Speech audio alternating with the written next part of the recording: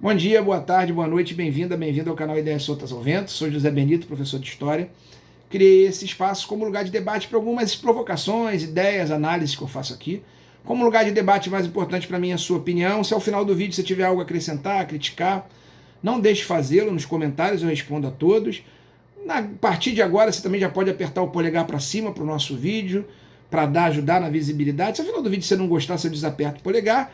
E se você acompanha aqui os nossos vídeos com uma periodicidade que a gente não tem cumprido, mas promete voltar a cumprir, semanal, né, analisando a realidade do Brasil e do mundo, se você curte o canal, aperte inscrever-se, você vai estar inscrito, ativa o sininho, que toda vez que a gente lançar um vídeo, você vai receber a notificação e a gente vai poder fomentar nosso debate. Bom, a ideia aqui, como diz o título, é discutir o 7 de setembro. O 7 de setembro, que é uma data onde o bolsonarismo, aqueles apoiadores mais fiéis a Bolsonaro e o próprio Bolsonaro, jogam como uma data decisiva, um momento de virada no seu projeto autoritário de poder, um momento de clímax. E a gente vai ver aqui porque que eu acho que há um grande risco de ser um momento de anticlímax. Sem desprezar as ameaças bolsonaristas de tudo, mas eu acho que há uma supervalorização da força de Bolsonaro pelo próprio Bolsonaro e por seus seguidores. O bolsonarismo, para mim, vive talvez seu momento mais fragilizado dos últimos tempos, porque o discurso bolsonarista, que é baseado na lógica de que Bolsonaro é uma vítima e todos os problemas que o país enfrenta é culpa de seus adversários que não o deixam governar, comunistas, STF, Congresso, CPI, negros, gays, mulheres empoderadas, todo esse discurso ele tem um limite, né? Ele tem um limite, é um discurso ilógico, ele não é um discurso racional. E qual é o limite? O limite da realidade. A realidade começa a bater a porta das pessoas. A gente vive uma absurda crise econômica, que a gente aqui no canal falou que ia acontecer em agosto do ano passado, agosto de setembro. Tem um vídeo nosso falando disso. Mas uma crise piorada, nem a gente pensava que fosse tão ruim, pela inação, pela incapacidade ou pelo desejo de ação do governo Bolsonaro. Bolsonaro ele é muito bom como espelho para um grupo de pessoas, aquele grupo de pessoas que ainda continua fiel a ele, que se acham pessoas escolhidas por Deus e que não têm sucesso na vida por culpa dos outros. Em resumo, a gente já fez vários vídeos aqui sobre bolsonarismo, eu não vou me repetir, sobre esse fato de Bolsonaro ser espelho de boa parte da sociedade. Esse espelho, de fato, tem perdido força, porque a realidade, como eu disse, se impõe, as pessoas estão passando fome, as pessoas estão ficando desempregadas, as pessoas estão vivendo um custo de vida absurdo, e o governo não age. E tem limite essa coisa de culpar os outros. A popularidade de Bolsonaro hoje é a mais baixa desde que ele entrou no governo e, de fato, se resume aos seus rincões. Aqueles que ainda acham que Bolsonaro é seu representante, aqueles que ainda acham que, se o governo Bolsonaro ruir, vai ruir também um pouco da sua esperança, da sua perspectiva de mundo. Um pouco ou muito, né? As pessoas colocaram muitas esperanças de maneira um tanto quanto irracional nesse governo. Como eu acho que é sempre racional colocar esperanças excessivas em qualquer governo. No dia 7 de setembro, então, o que resta a Bolsonaro vai estar nas ruas. E o que é esse resto? Essa parte da população frustrada que ainda não se apercebeu da crise, ou se apercebeu, se agarra à ideia de que Bolsonaro não tem culpa, e a gente vai falar um pouco da culpa de Bolsonaro, e setores militares policiais. A gente tem parte do alto comando militar de pijama, de comandantes principalmente de controle remoto de televisão e menos de tanques e fuzis, defendendo essa atitude autoritária, esse passo autoritário, esse ataque às instituições de Bolsonaro, porque é isso que é o 7 de setembro, um ataque ao STF e às outras instituições, uma ameaça, como dita na boca de Sérgio Reis, né, bolsonarista típico, corajoso enquanto fala sozinho, mas no primeiro momento que é contestado, passa mal, bate foto morrendo na cama. Mas aquela fala do Sérgio Reis dizendo que era o momento de pressionar o Congresso, que ou o Congresso faz o que a gente quer, ou tchau, uma fala claramente antidemocrática. Essa postura antidemocrática tem reflexo nas Forças Armadas, nesses militares de pijama, principalmente porque boa parte deles está se locupletando no governo, juntando salário, não tem nada de interesse nacional aí. A gente não vê nessa geração de militares que apoia o governo Bolsonaro nenhum interesse nacional, nenhuma visão ainda que deturpada do que seria nacionalismo, até porque esse governo não tem nada de nacionalista. O que você vê ali é o interesse particular de cada general, cada coronel, cada capitão, principalmente de pijama, que está nesse governo dobrando o salário.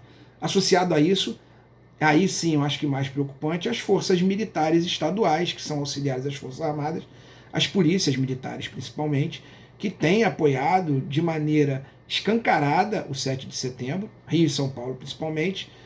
Tem força limitada, eles têm poder para um golpe? Não, mas tem poder para causar problema, estão armados. E tem uma associação antiga com Bolsonaro e sua família.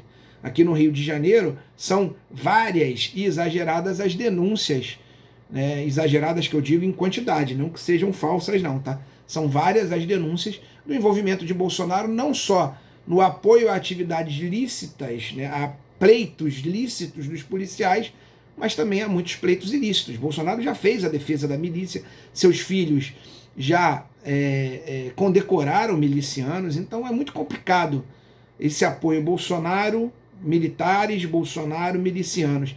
E aquilo que ainda sustenta um pouco de sua base popular é o apoio religioso, principalmente de boa parte das igrejas evangélicas neopentecostais, que apoiam Bolsonaro cegamente, e uma parte da direita religiosa da Igreja Católica. Esse é o nicho de Bolsonaro. Esse é o lixo, não, né? Pode ser também. O nicho que vai para a rua no dia 7 de setembro gritar, ladrar. Porque é o que faz uma fera irracional acuada. Ladrar alto, tentar ganhar no grito. E o exemplo que fica do Sérgio Reis é que se a gente resistir ao grito, e é preciso resistir ao grito, é preciso sim enquadrar os militares, dizer que a gente não vai aceitar uma postura antidemocrática deles, enquadrar principalmente a polícia, é preciso sim trazer as pessoas que acreditam cegamente nos seus pastores e nos seus líderes religiosos a se questionar sobre quais são os interesses dessas lideranças, são interesses menos divinos e mais mundanos, para que a gente possa parar esse 7 de setembro. Eu acho que está tranquilo para parar. A maioria da população, já, mesmo aqueles que apoiaram, ainda que eventualmente Bolsonaro, já se tocaram da realidade, já foram tocados, essa maioria foi tocada pela realidade. O desemprego é absurdo, a gente vive a pior crise econômica, a pior inflação dos últimos 20 anos, a pior crise econômica de muito tempo. Aí você pode dizer, tem a pandemia. Sim, tem a pandemia, mas a própria gestão da pandemia é um desastre. Como tudo, o governo opta pela inação, pela não ação. Esse é um governo que junta incompetência, tragicamente, desumanidade e inação como prática política. Esse governo só age para atender um tipo de interesse, o interesse do grande capital, que esse quem atende é o Paulo Guedes. No momento de crise, ele retira direitos, ele diminui auxílios emergenciais, ele nada faz para acabar com a pandemia, ele nada faz para acabar, por exemplo, com a crise dos combustíveis. Nós temos uma estatal de petróleo, que como em qualquer país do mundo, mesmo os ditos capitalistas, uma estatal de petróleo é uma empresa estratégica para regular preços de combustíveis, que é estratégico para regular a inflação. E não se pede nenhuma super intervenção da Petrobras, que ela apenas faça seus preços, construa seus preços dentro de uma lógica de custo. Quanto ela gasta para produzir gasolina, diesel? Quanto ela está cobrando? No Brasil, essa lógica foi abandonada por Temer e Bolsonaro continua. A lógica é, qual o preço da gasolina no mercado internacional? Se dolarizou o preço do combustível. De uma maneira absurda. Porque num país em que a economia está indo à garra, está indo para o chão, como o nosso, dolarizar o preço dos combustíveis é se colocar refém do aumento do dólar que está acontecendo. Aliás, o aumento do dólar que só acontece no Brasil, porque pela série de crises que vive os Estados Unidos, inclusive crises de caráter fiscal, o dólar tem caído no mundo, mas no Brasil sobe. R$7 o litro da gasolina. R$6 o litro do álcool. E o governo não faz nada. O governo tem uma fé no ultraliberalismo econômico, só é permitido com quem não tem o menor carinho por seu povo, não tem o menor cuidado com seu povo. Até onde a gente vai aturar isso? Até onde a gente vai aceitar o discurso que vai estar presente no 7 de setembro, que isso é culpa minha e sua? Sei lá, porque eu sou comunista, você porque você é contra Bolsonaro. Até quando a gente vai aceitar que isso é culpa do Congresso, com todos os defeitos? É um Congresso que a maioria é dele. É culpa dos governadores, que a maioria apoiava ele. Se reuniu essa semana porque nem eles aguentam mais. Nem os governadores aguentam mais essa lógica do confronto o tempo inteiro. A maioria apoia Bolsonaro. E ele mente quando ele diz, por exemplo, que o problema do preço dos combustíveis são os impostos, é o ICMS. O ICMS é definido nacionalmente. O CMS não aumentou nos últimos anos. O que mudou foi a política de preço. E isso ele, Bolsonaro, tem que fazer, mas ele não faz. Porque não é do interesse dele. Como ele não comprou vacina, porque não era do interesse dele. Só pensa em comprar vacina, aparentemente, pelo que a CPI tem mostrado, quando surge um outro tipo de interesse econômico. Aliás, como é típico desse governo. Quando há interesse econômico particular ou dos seus superiores, ele vai. Então, 7 de setembro pode ser um anticlímax, sim. Pode ser um anticlímax de um governo que usa muito a macheza, o pau na mesa, ou a gente pode, o grito como uma tentativa de intimidação e força. E é interessante, e lamentável, isso é uma outra discussão para um outro momento, como que parece o grande grito da oposição que afetou o governo foi a foto do Lula de sunga. Só uma janela, não quero entrar nesse assunto. Há críticas para todo lado, mas a foto do Lula de sunga parece que afetou demais o governo. Parece que emasculou esse governo. Um governo que fala sempre que vai botar o pau na mesa, uma oposição que já tentou responsavelmente, Lula e outros, discutir política econômica, política sanitária, parece que assusta o governo quando discute a sua masculinidade fálica. Parece que isso é que calou o Bolsonaro. 2 dias que ele não fala. Isso é muito ruim para a população, por mais que a gente possa ter um prazer de ver esse silêncio momentâneo bolsonarista. E essa emasculação imagética na foto pode se tornar uma coisa bastante forte no dia 7. Porque o que o bolsonarismo, e principalmente Bolsonaro, insuflam e prometem integrar no dia 7 é um novo país a partir do dia 8. É uma nova independência. A gente viu aí as fotos de Bolsonaro montado num cavalo, né? Num meme que muda a cara de Marechal Deodoro para a cara de Bolsonaro. Ou seja, até a aula de história essa galera faltou, né? Deodoro não proclamou a independência, proclamou a república. Se bem que a independência nesse país nem Pedro proclamou, né? Aliás, a gente ainda precisa proclamar. Mas então se cria uma expectativa nessa galera que apaixonadamente vê o outro, vê a necessidade de unidade, vê a necessidade de lutar por manter Bolsonaro no poder, porque isso é a representação de uma expectativa de vida que essa gente frustrada entende como vitória. Sempre foram frustrados na vida, então agora Bolsonaro está lá e é uma nossa vitória. Enfim, a gente já volto a repetir, já fez vídeo sobre isso aqui. Dia 7 pode ser um anticlímax. Pode ser a total falta de tesão. Por quê? Por mais que haja apoio da polícia, os governadores vão ter que agir, as instituições vão agir. Por mais que haja gritos contra o Supremo, o próprio Supremo e as instituições, inclusive aquelas que economicamente apoiam o Bolsonaro, como a grande mídia, vão reagir.